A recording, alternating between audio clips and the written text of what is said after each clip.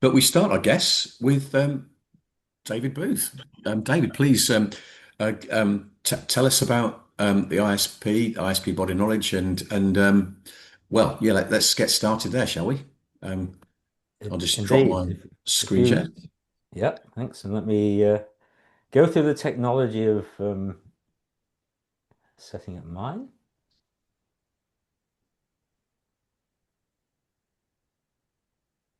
Right.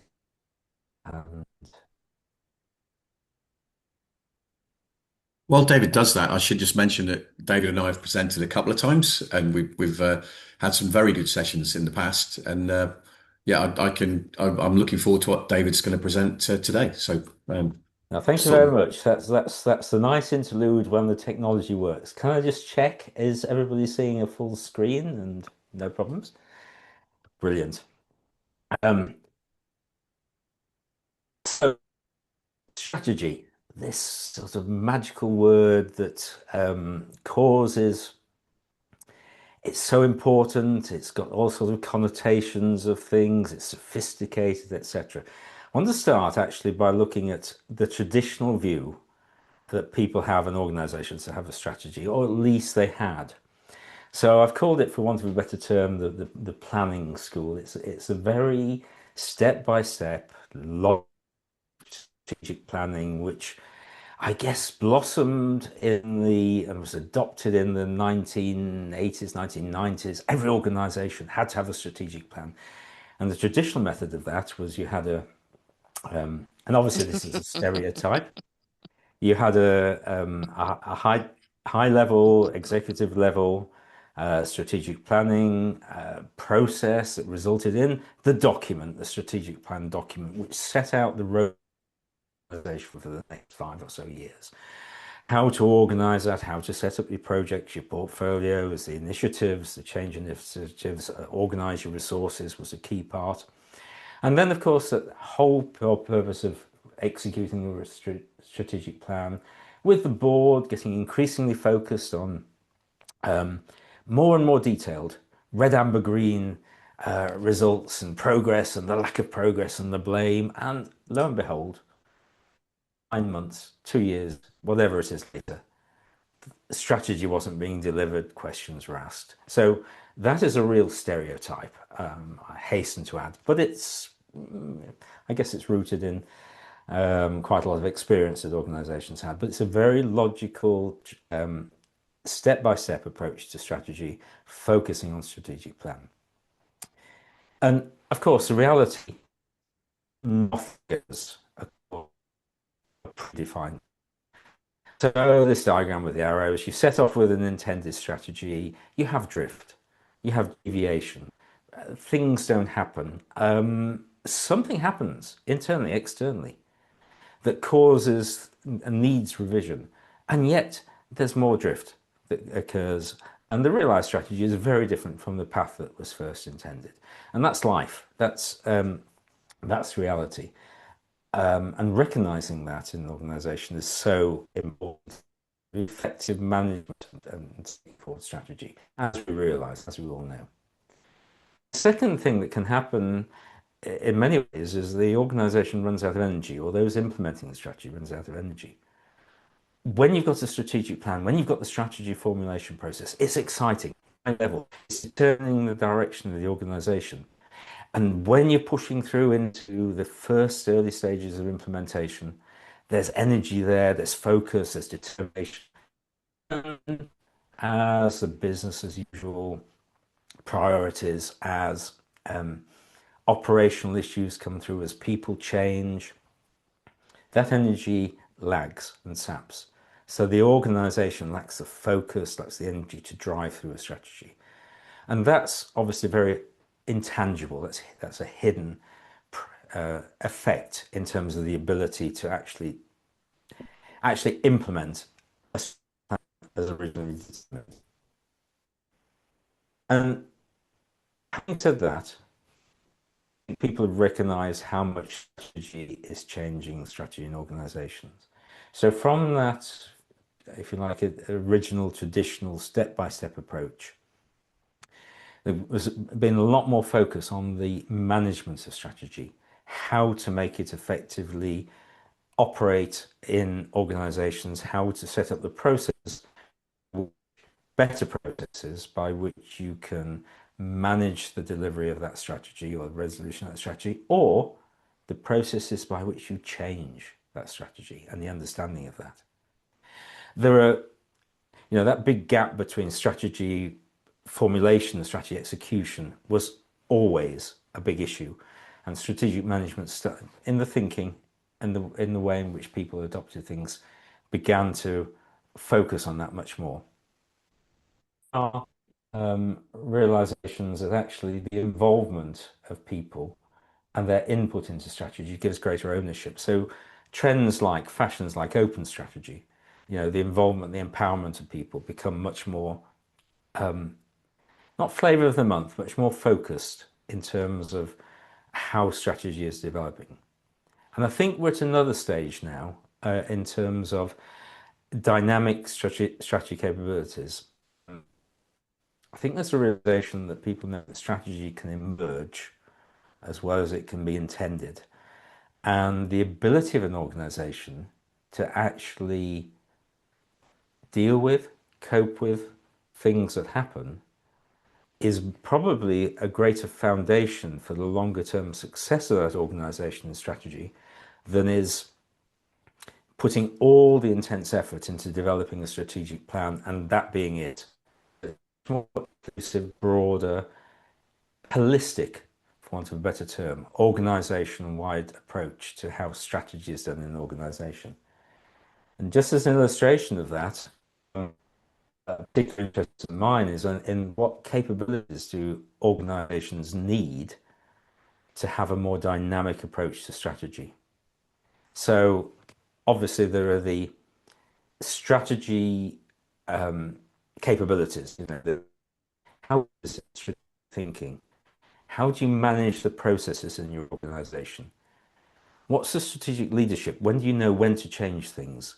What do you know what your organization is doing in terms of implementation of strategy? Increasingly, as well, given the uncertainty of the future, and I think this has really been given a, if you like, a prompt by the last, well, certainly from 4 or 5 years ago, the pandemic, the shock, and the other, the realization that there's a great deal of uncertainty. So how an organization thinks about its futures or possible futures and how it incorporates that and deals with the risks that are involved, and is it comfortable with the way it manages uncertainty, and can it adapt and bring in agility as well? Those are again capabilities within that, and each organization is different in mindset, response, approach to those. How it cultivates the culture that underpins that, the way the organization learns, the way it supports people with that process, and the way it engages them. So there's a sort of framework there that thinking that fascinates me in terms of how organizations actually could build those dynamic strategic capabilities to deal with them.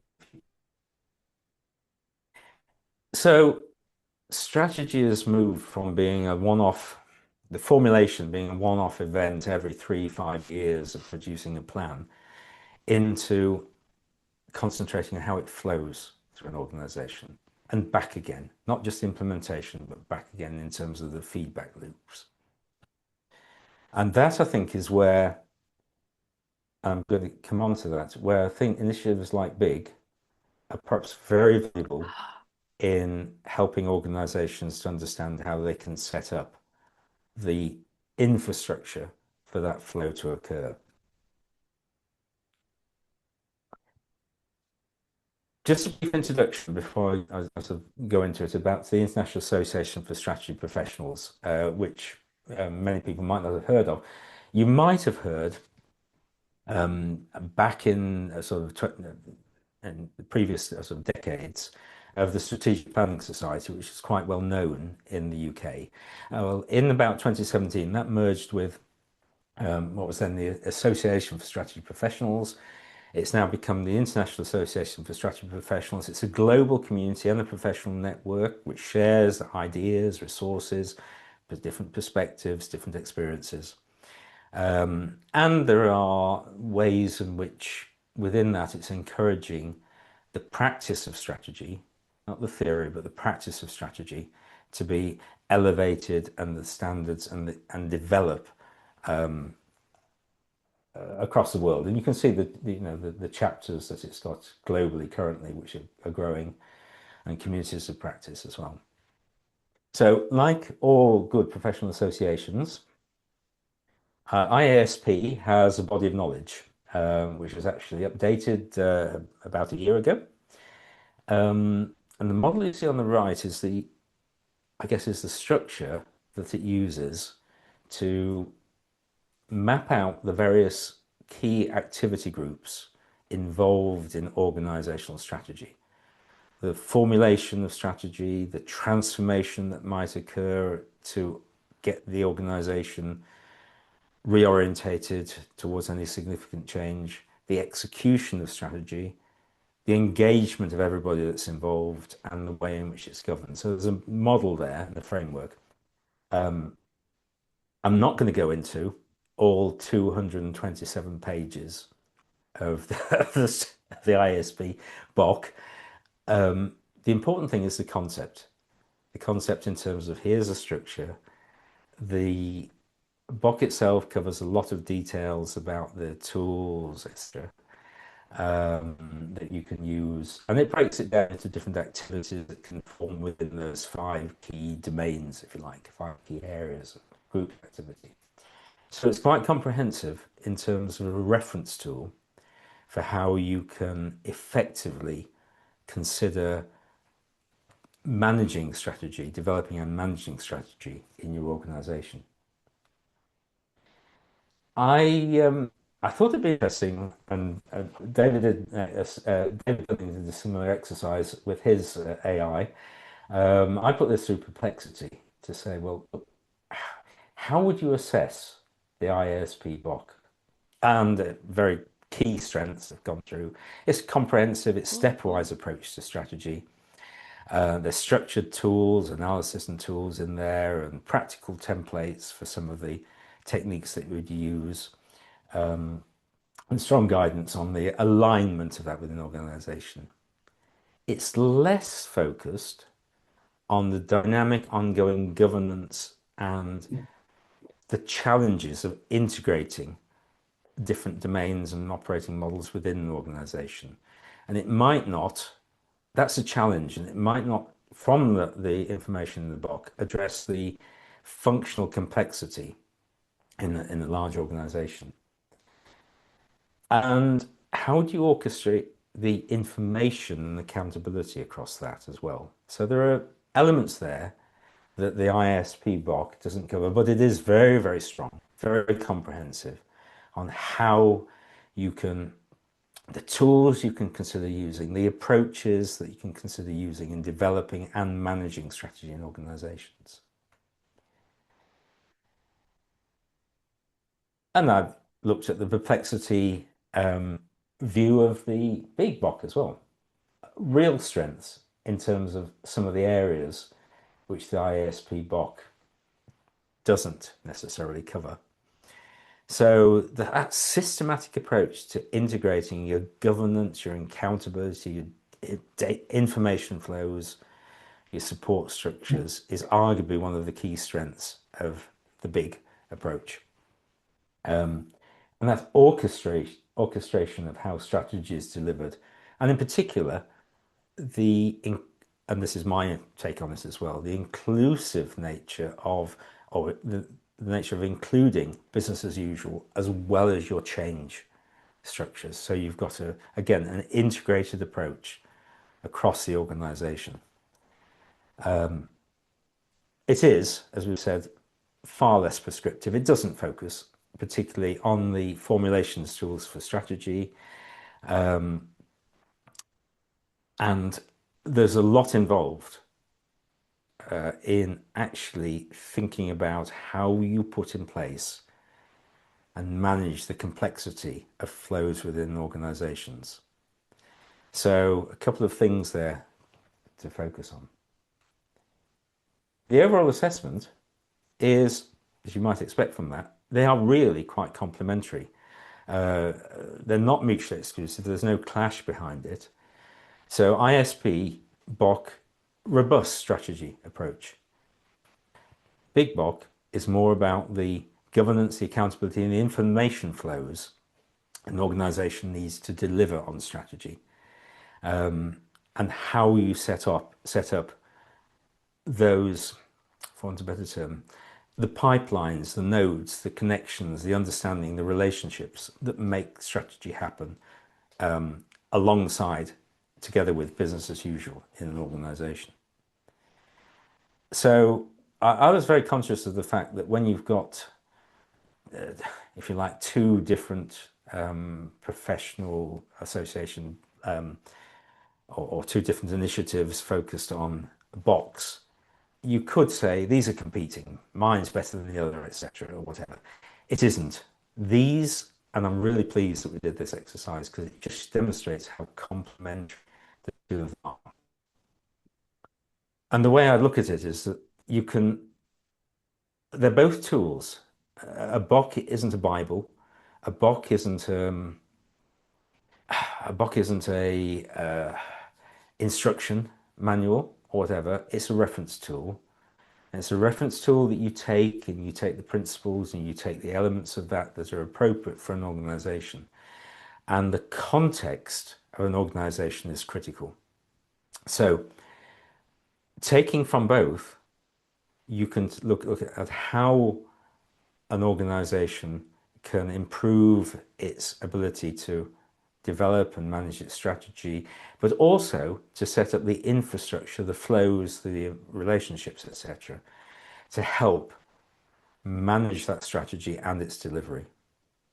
So the other thing that I'm really, really keen on from a personal point of view as well, a key point, is that every organization is different. The context of an organization determines what's appropriate. And that journey to develop these and to strengthen and improve its ability to manage is a journey. And it starts with the conversation and discussion. And that's where I think it's key in taking either of those or both of those and the principles involved and having that conversation to develop and to continue. So an introduction to say, from ISP point of view, there's a lot of strengths in what the BOC from ISP does. In big, it really does complement it in helping to set up those infrastructures, those nodes, those relationships that help the strategy flow through an organization, which is critical. David, that's crystal clear. That's really obvious. A couple of just little observations from me to tack onto that. We did an event last year with the APM's PMO interest group, and I asked the question. For of 100 PMO folks in a room, 100 people that were potentially delivering operational as well as strategic projects, who supported the connection of strategy to delivery. And around did the people in the room know who was responsible for supporting the connection of strategy to delivery? And not one person in that room knew from their organization who was responsible for supporting the connection of from strategy to delivery. So to me, that's an issue. And there seems to be a bit of a gap between execution and strategy formulation, certainly exemplified in that little case. And the other example is, I think you mentioned it, is strategy delivery is not just about projects. A lot of it is projects, but there are people that deliver products, deliver change within their business as usual work streams. They may not refer to them as projects. They may have product roadmaps. They might use project management to help, but don't refer to them as projects. So I think there's a challenge here in creating the organizational. I think you called it infrastructure to support the flow from a dynamic strategy. I don't know what you think of those remarks. Yeah, I mean, infrastructure, um, implies um, something built statically. as an analogy. And I guess what you're looking for is it's actually that flow. It's actually those conduits of flow rather than something that is fixed and to be dynamic in the organization. And I think it's about mindset as well for an organization and leaders of an organization.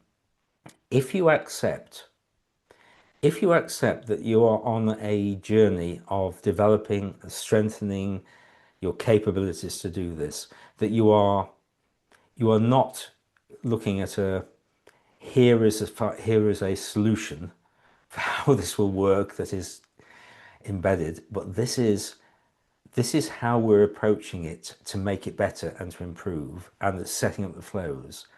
Then providing that information, that thinking, it's almost like it's a framework for thinking. It's a framework for how to approach that and to get it together. And just going back to your point about business as usual versus strategic initiatives,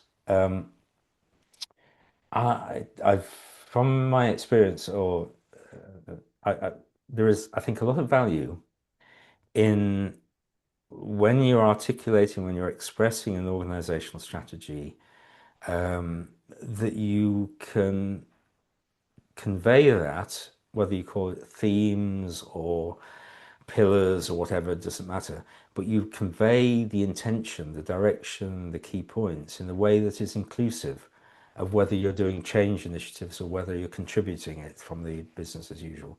It's a way of framing it that can help in terms of people understanding they're contributing to that particular direction, that particular theme, that particular initiative, that particular strategic element of the organizational strategy. It's a tool that you can use.